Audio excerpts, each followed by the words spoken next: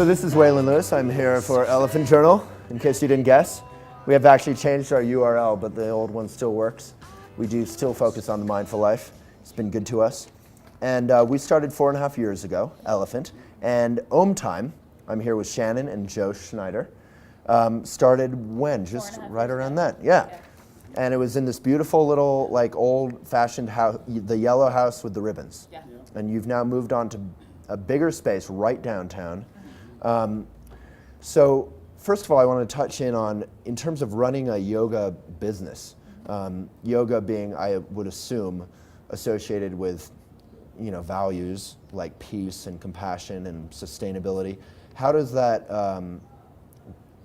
influence, how you treat your employees, or if you recycle, or how you deal with disagreements among staff, or how does it affect your business? Well, it's a family. We decided from the very get-go that if you have to work, you might as well really enjoy going to work. And so it's always been very organic. Everyone that works with us at Own Time has definitely evolved from awesome members of our yoga community who've just come forward and have offered to help us. I don't know what we did in a past life to deserve some of the amazing people that we have with us on our staff. I can tell you if you'll hold on a second.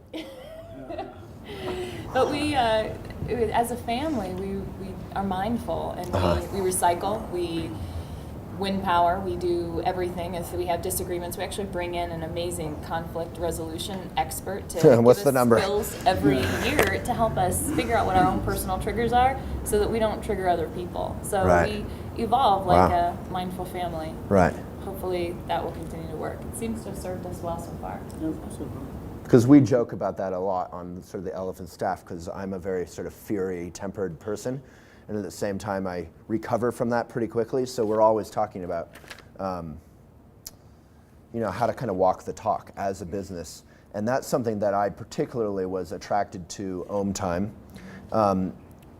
About a few years ago, there's this huge Creek Fest, it's called, in Boulder, and all these yoga businesses and all these millions of businesses are down there. It just happened. 300,000 people visited.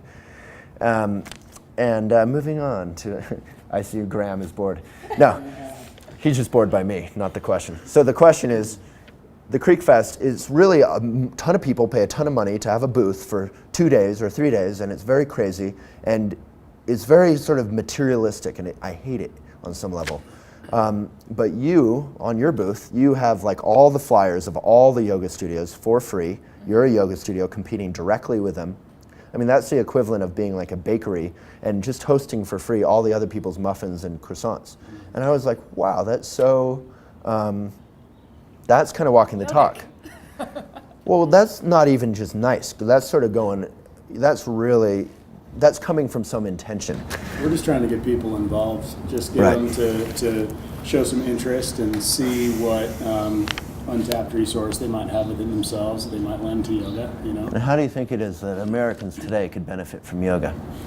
Everyone can do yoga, and there's so many, especially with the yoga boom as it is, and with our, being able to be at the national level that we're at, spending time at the Yoga Journal conferences, and with bringing in several of the national presenters we've brought in to Own Time. Like famous yoga teachers. Yeah, the upper echelon, like Judith Lassiter and Shiva Ray and John Fenn, and being able to host characters like that, we're able to sort of keep our finger on the pulse of what's truly going on. And what's going on is that yoga is turning into such a prism of colors that there is a color available for everyone, and we don't care if they do downward dog with us. We would love if they would come to practice for us, and we offer a great deal, but we're more interested with them finding something that's going to help them.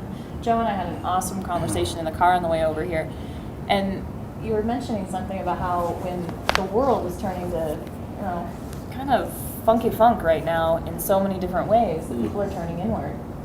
Scary to look outward, so they go inward, right? So they strengthen the package so that they can then make a difference in the world, on a bigger scale.